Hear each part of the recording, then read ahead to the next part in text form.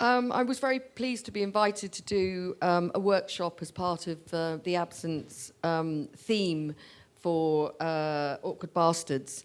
One of the things that my work most definitely deals with is absent voices. I work both nationally and internationally to try and find ways for people who don't have voices to be heard in one way or another. The image that I've just got showing here at the moment is actually in Palestine, and at the moment I'm doing quite a lot of work in Palestine to try and give both disabled and non-disabled people the opportunity to actually still be heard. As the political situation has changed over the last few years, many Palestinians feel that they're not being heard at all because, of course, Syria and the conflict in Syria has taken over, and very rarely do we actually hear Palestine mentioned in the news. And I'm very pleased to actually be facilitating or also helping artists to be heard. All of my work is collaborative in some way. I have a fine art practice. I work across both mainstream and the disability sectors. I was born with a disability, so disability has been part of my whole life. And I have a very fragile situation. I have a lung condition and wear a machine that injects me every minute to actually keep me breathing. I actually don't like the medical model of disability. I much prefer it if actually none of us ever have to mention the word disability, because why should we? You know, I feel like I'm a very mainstream person, and I know that everybody in this room feels the same way. But as a disabled person who works in an international context as well as a national context, we've still got so many barriers to break that I find it really necessary to actually always say that I am disabled, even though I don't look disabled, so that that agenda will always be on the agenda. Because of the situation I've had with my own health, my work very much deals with the viscerality of life. And rather than focusing very specifically on disability and my own issues as a disabled person, I tend to work very much with the universal language of fragility and survival and hope. I believe we're all fragile. We're all survivors at one level or another. And just because we may be a disabled person or an undisabled person or have other diversity issues, we're actually all human together. So that's very much where my work focuses. But within the work that I make, there's absolutely no doubt that you constantly see that never-ending struggle to just be human. About 10 years ago, I found out I was going blind, which, as someone who has a visual practice, it was something that was quite horrifying to come to terms with. But very quickly, I realized that actually my sight had absolutely nothing to do with what I do as an artist or the work I make as an artist, and that vision comes from somewhere else. And I was also quite lucky that somewhere between a BA and an MA, I went and studied anatomy. And when I was studying anatomy, I learned every single thing there is to know about the human body and the form of the human body and the motivation of the human body, that now that I can't necessarily see what I want to see, it's all in my head anyway. And so the physical form has remained very, very central to my work, mainly because it continually emphasizes that notion of being human. When I started to develop my professional practice beyond study and masters, I actually went into derelict asylum hospitals for about 5 years. I've been very lucky. I haven't had mental health problems myself, but I've always felt a real synergy with people who might have mental health problems. And as I traversed these derelict spaces, all the time I was trying to find the lost voices of people who can't be heard. My work, because of being a disabled person, has also gone into sort of Paralympic work and also working with a lot of the Paralympic athletes, both for Beijing, then London 2012, for Sochi, and then on to Brazil. So it's also had quite an impact on my work. But the thing that I sort of dislike about the Paralympic movement is, as somebody who's a disabled person who's constantly asked, well, why aren't you a Paralympian? I was actually really crap at sports. And I was never going to be a sports person, even though my father was a professional sportsman. And it seems that sort of notion of being this sort of athletic hero, I run a mile from. But as somebody who's interested in anatomy and physical form, obviously I am drawn to Paralympic athletes and the fact that they're always in continual motion. Another area of my work that's been important, as I've already said, is that notion of a universal voice. And the work, I hope, would be work that could be seen by anybody in the world, and there would possibly be somebody that would be able to link into the story in some way or another. This particular artwork is called All at Sea and reflects very specifically on the boat people as they've tried to come across the Mediterranean over the last few years and trying to survive that notion of being at sea and being lost at sea. I spend quite a bit of time going up to the East Coast. I like water. I've always liked water, and I like being on boats. And the feeling of being somebody who's put into a boat that you know isn't actually going to get across the Mediterranean is absolutely terrifying. So it's actually some of the imagery that I've been seeing over the last few years as the people have tried to get to Europe has obviously had some impact on my work. You'll probably notice that in the imagery that I show, there's always this constant sort of sense of movement. And for somebody who quite often is very disabled by my condition and can't move very much at all, I always want to express that actually we're all very alive, even if we can't move, because we're alive in our minds, we're alive in our thoughts. And I've always said to everyone, the only time we're ever still is the moment we die. So somehow I want to try and capture that process that we're alive and that we're moving, because we're never still. I'm just going to run through different pictures. This was a project I did in South Africa as part of Unlimited 2012 with great support from British Council and Arts Council. And I went to South Africa and worked with HIV and AIDS survivors in Khayelitsha Township. And then, of course, here we've got this very physical fight to survive. I was lucky, the Qatari government saw my work as part of the South Bank show.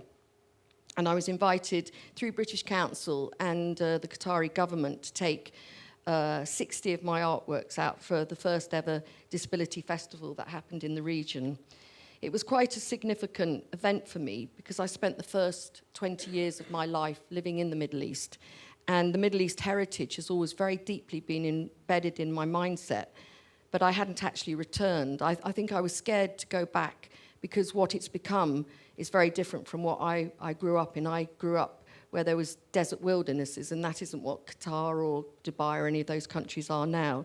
But by going out there, it sort of reawakened my need to somehow draw on my heritage again. And I was lucky the exhibition was opened by Prince Charles and the Duchess of Cornwall. I'm actually not a royalist at all, but I was under... I sort of knew that by Prince Charles being there, he's an Arabic language speaker and actually speaks very, very good Arabic. And I received a Prince's Youth Business Trust Award at the very beginning of my career, as it happens. I knew that there was some hope that this type of work and also working on disability issues would sort of filtrate through the Emirati and also the other states and Saudi and other parts of the Middle East. And it was very important because the big problem in the Middle East is disability has been very hidden. There's no reason why it has, it's just a cultural thing. And it became a mission for me to try and find ways to make sure that all of the young people and adults who have been hidden very much hidden in society would somehow find a voice.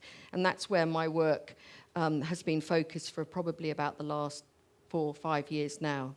And I've been to Qatar, Bahrain, Palestine, the Oman, and more recently there's the opportunity that I might be going to Saudi actually next week.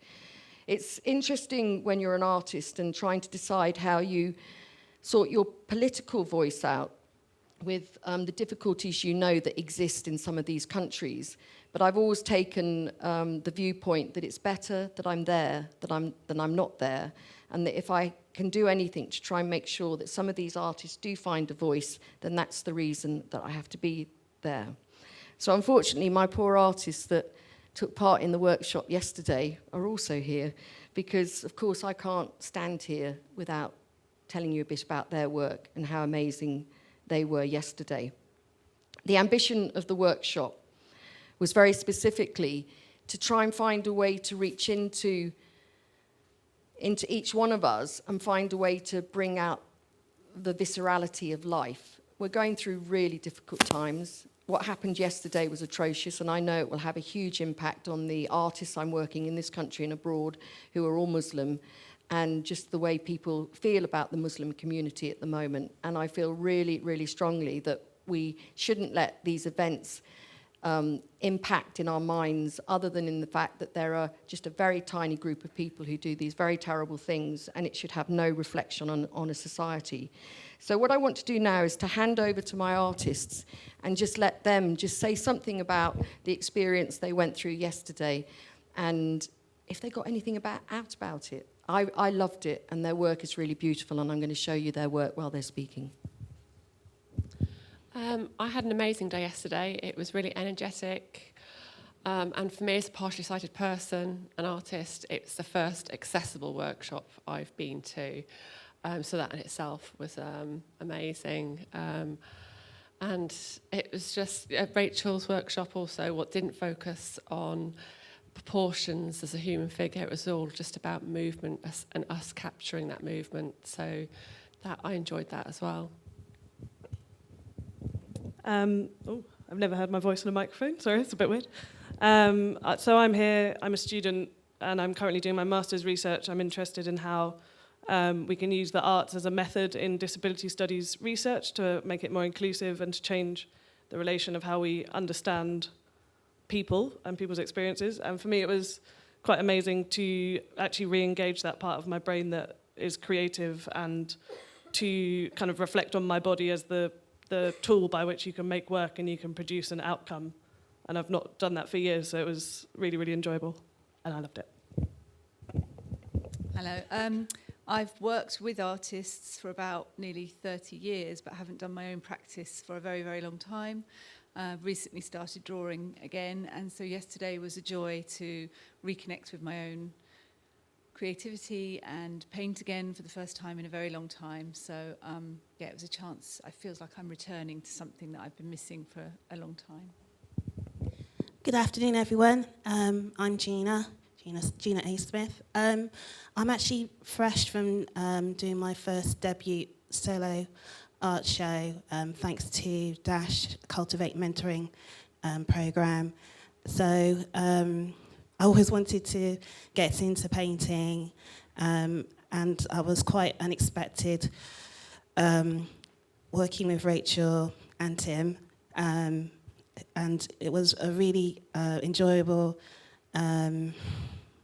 work that I did.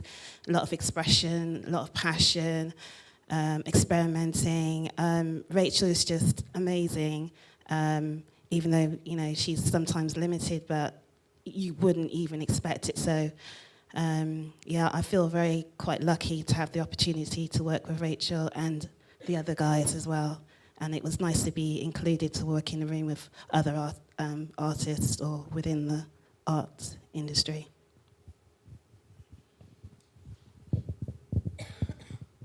Unfortunately, Frances isn't here, and she also took part in the workshop and created a really incredible work as well.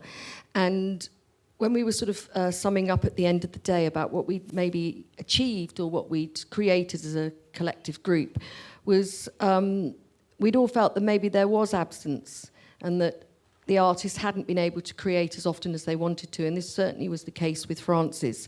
And she said, you know, I haven't been able to paint for a long time, and now I'm back painting, and actually I feel that my voice is emerging, which, as you can imagine, I was absolutely thrilled about. Thank you.